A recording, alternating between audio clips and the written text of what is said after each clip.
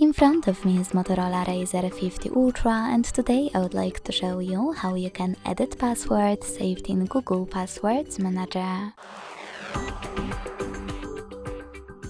Begin by launching Settings and scrolling down to access passwords and accounts. Then hit this gear next to Google. Tap on Google Password Manager and select a password that you wish to edit. Now enter your screen lock. Click on Edit button and change wherever you want to. When you finished, select Save at the top right corner. Thanks so much for watching. If you enjoyed this video, leave a like, comment and subscribe. Bye!